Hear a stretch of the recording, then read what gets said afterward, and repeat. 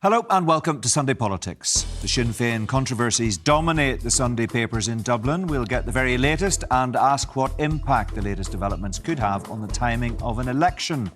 Today, this programme can reveal that a major legal dispute is behind the delay in opening the new MOT centre at Hydebank in South Belfast. We'll get reaction from the chair of Stormont's Infrastructure Committee, Deborah Erskine.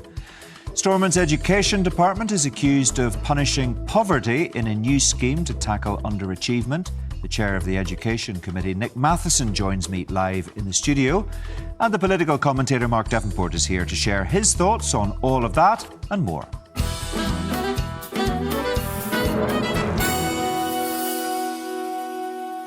Almost a month into the crisis facing Sinn Féin, and the story continues to dominate the airwaves and the front pages. The teenager at the centre of the Niall O'Donnell issue has spoken to the Sunday Independent.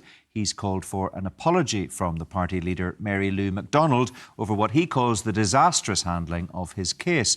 Let's get the latest now from the Press Association's Gráinne Ní, who joins me live from Dublin. Gráinne, welcome to the programme. Thanks for joining us. This story clearly isn't going away. The teenagers told the Sunday Independent Mary Lou McDonald's tribute to Niall O'Donnell was like a mental stab. Yeah, and the reason Mary Lou McDonald gave for that statement and not divulging the reason why Niall O'Donnell stood down at the end of last year from the party and from his position as a senator was because of his mental health at the time, that there were concerns.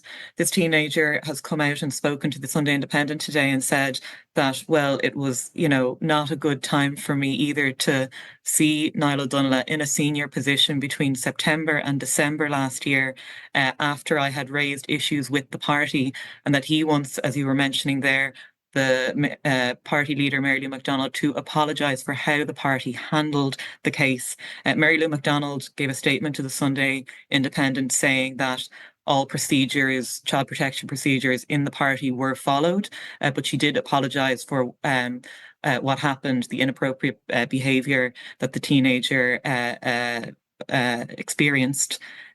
There are questions from this whole statement now, and this was always going to be a threat after the statement Mary Lou McDonald gave to the Dáil last week. If any details were not marrying or lying quite well with the other person's account, and that seems to be what has happened now. The teenager also says that it wasn't easy to deal with as a 16-year-old. The age Mary Lou McDonald gave to the Dáil was 17, so there will be more questions for the party to answer.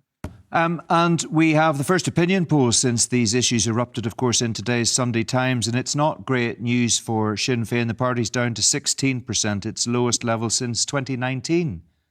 Yeah, it follows a pattern that has been happening, I suppose, since the middle of the summer, around May, where the party was dipping a little bit, but it has slid substantially in the polls from highs of 30% or more, the early 30s or more, to around 16%. So it is not good for the party. It will lose seats if this result is replicated in a general election, and it will be facing, members that have resigned from the party, perhaps being an independent candidate in those constituencies without the party being able to replace them.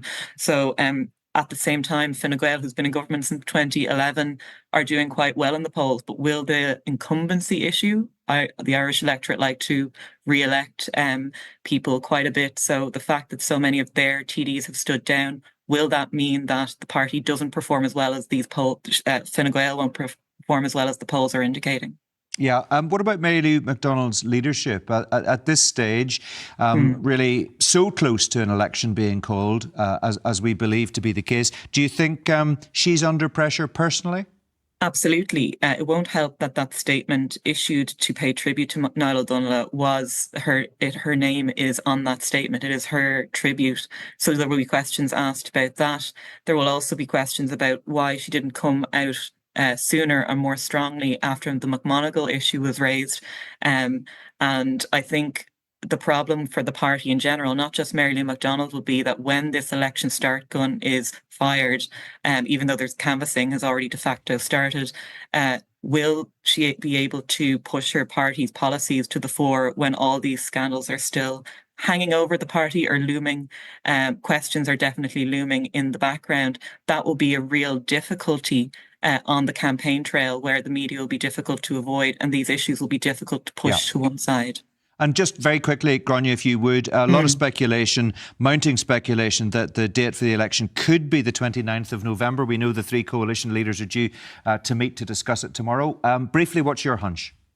It is looking likely the end of November. The Green Party leader Roderick O'Gorman put a cat amongst the pigeons when he actually mentioned the date, which is an unspoken rule of not to do among the coalition leaders. They will meet on Monday night to decide a plan. And we are expecting that we will know more next week, if not next week, soon after that, an election date will be called. But 29th of November or the end of November, around that time frame is the most likely date. OK, Gráinne, good to talk to you. Thanks very much indeed for joining us today from Dublin. Let's get a word now with Mark Devonport, who's been listening to that. It is pretty clear, isn't it? Nobody's in any doubt that we seem to be very close to an election. Whatever happens, it has to be by March. Couldn't be coming at a worse time for Sinn Féin. Absolutely. I mean, while Sinn Féin's got plenty of time until the next election here in Northern Ireland, they're looking down the barrel of a contest, probably, as Gráinne was saying there, at the end of November in the south. And that's why this particular timing of this series of toxic allegations in terms of their handling of scandals within the party has been so bad for them. And Mary Lou McDonald, when she gave her statement in the Dáil, gave the impression that the teenager involved in the Niall O'Donnell inappropriate messaging story was broadly content with how the party had handled this. She said that the PSNI said that the teenager was content. The fact that the teenager has now given a statement to the Sunday Independent making it clear that they are very far from content and indeed didn't like that statement that was issued, which made no mention of this controversy when Niall O'Donnell stood down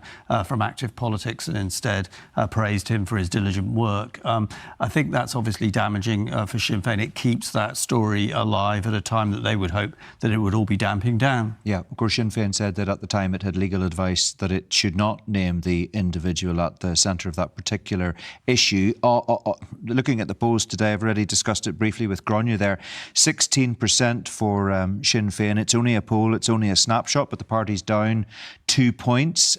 Just a couple of weeks ago, 3 weeks ago, I think it was today, Mary Lou McDonald was on this programme telling me that the plan was to run 70 candidates. Maybe the party will need to review that number if these poll suggestions are right. Yes, I mean, it's a different election and they now have a very different problem. In the last election, the problem was that they hadn't actually run enough candidates to soak up all the vote that they actually got. This time now, they potentially may be looking at only holding the seats they've got or even losing some. So I think they will need to maybe kind of take on board the latest polls, rein in a little bit of their ambition, and obviously hope that the campaign will move off from these personality issues onto the kind of policy issues in relation to housing that they want to be talking about. Yeah, and the other issue that's complicated, and too complicated for us to get into in any detail now, is the fact that the number of seats in the Dáil is actually going up, and that always makes things confusing at the best of times. But to be trying to second guess how you might perform looking at these polls and having had the difficulties the party's had is very, very difficult indeed. Always difficult. All parties have to also work out,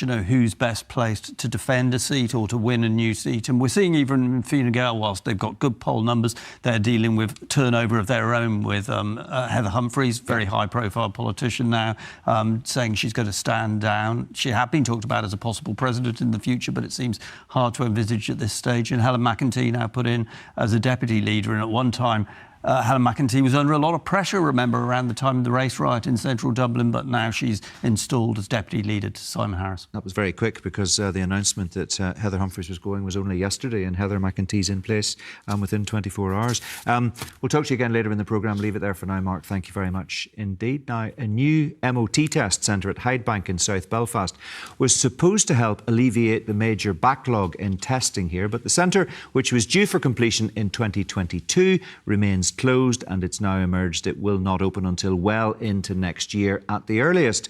Sunday Politics can reveal that a long-running legal battle between the DVA and Worldwide Environmental Products Limited is at the heart of the problems. In a briefing to the Assembly's Infrastructure Committee, the Minister John O'Dowd accused the company of failing to properly install and commission the equipment in accordance with the contract. In a statement to this programme, Worldwide said, "We strongly deny and refute the assertions which have been made and we look forward to the facts in this matter being ventilated as part of our legal proceedings, which have already commenced. Let's get more on this now from the DUP MLA Deborah Erskine, who chairs the Infrastructure Committee. Welcome to the programme. How concerned are you, first of all, at this development? Well, Mark, I'm very concerned, and naturally people today who are going to be watching Sunday Politics, who are going to be looking at the news this morning, will be thinking, will I be able to get my MOT test appointment? And that's been a long-running question for an awful lot of people in Northern Ireland. And I want to ensure that we try and get these test centres up as quickly as possible. But I am concerned that this has already been a long process. We were supposed to have those test centres open and ready for business, and right now we don't. Yeah, I mean, we'll come on to some of the complex legal arguments maybe in a bit more detail in just a moment. But the big question is, as you say, what this means for drivers. We know that as far as Hyde Bank is concerned, there will be no tests at this centre this year. Do you believe there will be any held there next year? Well, Mark, that's the question that I don't have the answer to right now, and I hope to raise this at the Assembly this week and to try and seek those answers through the mechanisms that I have in the Assembly, and we're hoping to bring officials to the Infrastructure Committee as soon as possible to answer these questions, because these are key in relation to the issues that we have had in the past in relation to the backlogs in the system. Those eased slightly with temporary exemption certificates, but these test centres were to provide capacity for more than 200,000 vehicles per year. That's a huge amount of vehicles within Northern Ireland and within the system. So my concern is that backlogs will be the situation for quite some time to come, because as we all know, legal challenges can take some while to resolve. So you've now received a briefing from the Minister. What could be the worst case scenario in your view? What's the nightmare scenario? Well, Mark, as I've just said there, in terms of I'm concerned about backlogs within our system again, and we've seen in previous months this year how many constituents of mine that were in touch with me in terms of backlogs. I was on a lot of media programmes saying that I also had that issue in terms of trying to get my own car tested. It's about road safety as well. If we're not MOTing cars and making sure that they're roadworthy, that's also a concern for road safety also. So it's important that we try and get to the bottom of these issues. The Minister in March raised that he was concerned about equipment. I raised that I was concerned about equipment back in March as well. And those fears have been realised, and now we're in a situation where there's a legal challenge which could cost the department millions of pounds. We are talking here specifically about Hyde Bank. Are you concerned that this issue could spread to other testing centres as well? Well, I've just said there about the fact that this centre, the Hyde Bank and Mollusk, which were supposed to be on open for business right now, were to take a capacity of more than 200,000 tests. Where are those people going to go? Well, they're going to go to other test centres, whether that be in Enniskillen, Omagh, Portadown, anywhere else in Northern Ireland. So those centres who are at capacity at the moment are going to have more capacity in their system as well, if as well we don't see temporary exemption certificates extended or extra measures put in place. So there's an awful lot that needs and has to be scoped out to ensure that we don't have a total logjam in our system. Just on the issue of precisely how this plays out, we understand Mr O'Dowd told your committee that the DVA informed Worldwide it intends to terminate the contract and to begin a new tender process, which will take 4 months. So presumably the equipment will need to be removed and new infrastructure installed. And that, of course, is a best case scenario. Further legal action is possible. You might even say probable. So that all pushes it down the line, and it sets up a scenario potentially where this becomes a real legal battle between the department and the supplier. Yeah, and Mark, I don't want to get into the legal arguments today on the show. I think it's important that we do try and scope out all the possible scenarios that could arise out of this situation, and certainly I will be doing that through the Assembly this week and in the weeks to come. This will not be easily resolved. There will potentially be legal issues that need to be resolved. That will take time. But we need to try and scope out what we can do in the short, medium and long term to sort this issue out. For the people that are watching your show, for the constituents that I have across Fermanagh and South Tyrone and in Northern Ireland as a whole to sort this issue out. So I just wonder what part you think your committee can play in moving the process forward in terms of calling the DVA, officials from that organisation and the Minister to answer questions from you and your colleagues on the committee. And if that does happen, presumably you do want that to happen, would that take place in public session? Well, Mark, obviously it will be a legal issue and therefore there will be some elements that will have to be discussed, I would imagine, in closed session. But for my part, I want to ensure that the public know that they can get an MOT testing appointment. And for the committee's point of view, from my point of view as a local MLA, I want to ensure that there are the appropriate mechanisms in place to ensure that people get that test on time. Okay. If people want to find out more information about some of the details on this issue, they can read the story on the BBC News NI website. It's not the only big issue, of course, facing the department at the moment. I just wonder what you make of the call from some in the hospitality sector for a pause on all Belfast city centre roadworks until after Christmas. Do you support that call? Well, Mark, I sit on the Westlink most days. I understand the frustration that there is for people right now in relation to the road traffic that there is and the log jam and the back logs that there are even on our Westlink, on our roads. But there is a fine balance here, Mark. The department has given money for road infrastructure projects, and it's important that we see those projects come to fruition. For a long time, I heard from people that because there was no government, that we didn't have road infrastructure projects. They're now happening. But I accept from the hospitality industry, it has been difficult and it has been tough for them. And I would encourage people to, where they can, get on public transport, use our bus, use our train services to access the town. The town is open for business. Hospitality is open for business. Let's support those people in the run up to Christmas. Everybody needs to have their paycheck drop through their door in the run up to Christmas. That goes for the construction industry as well as the hospitality industry. So make sure you shop local and make sure you use our public transport if you can. Yeah, OK. Well, it was very difficult to get in and out of Belfast last Thursday night because there was complete and utter gridlock for a number of hours. The Minister recently defended his department following complaints about roadwork, saying people in rural areas would be aghast that people are complaining about multi-million-pound investments. Now, as someone from a very rural constituency yourself, I wonder, were you nodding your head in agreement with the Minister? Just briefly, if you would. Yes, Mark, I was. I've had to fight tooth and nail to see a 30 million infrastructure project in my area, which is the A4 Enniskillen Southern Bypass. The Sydenham Bypass is getting hundreds of millions of pounds in terms of investment. We've seen the opening of Grand Central Station, which is brilliant. And I'm not taking away from the fact that Belfast has seen multi-million-pound investment. But come to my area, Fermanagh and South Tyrone, and we would give anything to see that type of investment in the rural roads that I have here. We've got to leave it there. We're out of time.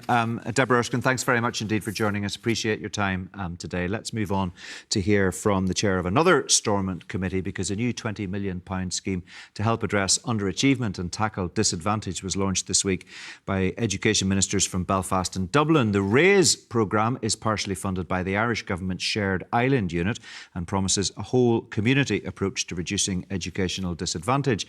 But some have criticised how the scheme has identified the schools which are able to apply for funding. The chair of the Education Committee is the Alliance Party's Nick Matheson, and he's with me now. Do you agree with the principal of Bunskull and Slieve Dhu in Ballymurphy that this scheme is punishing poverty and rewarding wealth? I certainly agree that there are questions to be asked around how this scheme is going to be administered. There are positives. Of course, we welcome the department and through the Shared Island scheme bringing forward this investment. And the Alliance Party has argued for many years of the need to tackle educational underachievement and the impacts of socio-economic disadvantage on children's outcomes, to direct outworking of the Fair Start report, which all parties support. So that is positive.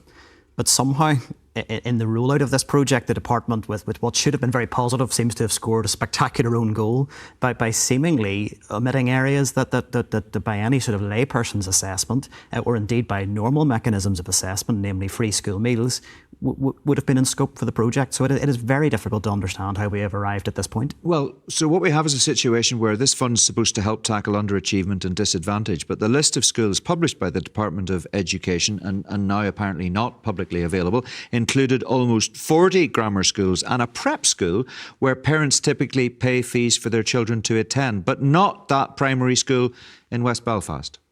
Yes, it is very hard to understand, and I imagine there are other principals in other parts of Northern Ireland asking the same question. I mean, I have to say, even in my local area, I looked at Newtownards, where there are really, pockets of deprivation that are very obvious to anybody who knows the area, and we didn't see any investment there. And that Irish language primary school, by the way, is a school in West Belfast where almost 60% of pupils are entitled to free meals, and it's not eligible to apply for funds. And people will be scratching their heads as to why that's the case, because the free school meals measurement is one that is surely internationally recognised. The free school meals measurement is what is used in any other intervention that the department makes in this space. So we have ended up with quite a convoluted matrix being applied. So why do you think they didn't just use free school meals? It is a very, very difficult thing to understand. I am glad that the departmental officials are coming to the Education Committee this week to answer those questions, and there will be hard questions to answer.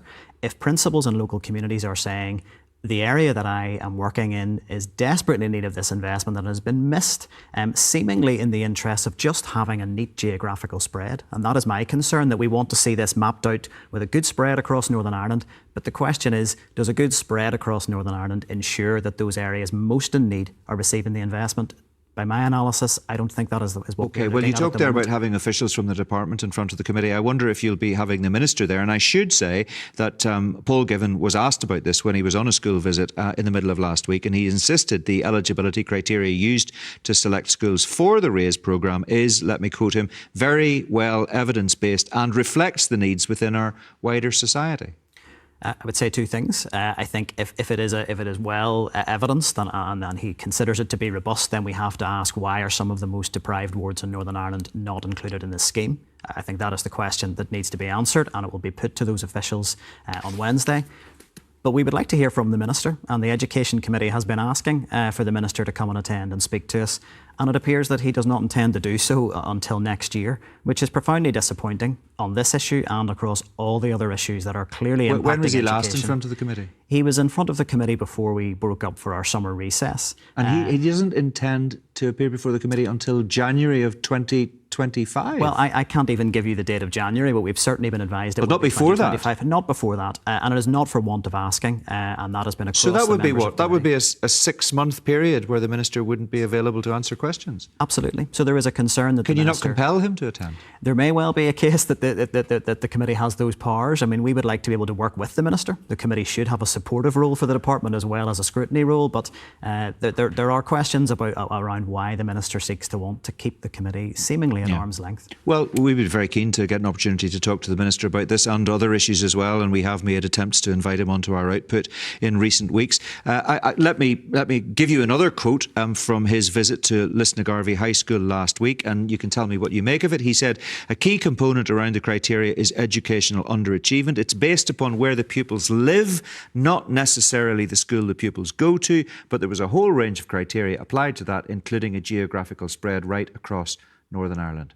Does that make sense to you? Does that help explain it? It takes me back to my earlier point. I am concerned that in the interests of ensuring a geographical spread, we have missed those communities most in need. And that is what the Minister needs to answer. I mean, essentially the question is, are the communities most in need of this resource the communities that will access this funding? Currently, those questions have not been answered. Well, interesting that the Minister isn't available or doesn't wish to meet with members of your committee. He did, of course, recently meet representatives of the Loyalist Communities Council.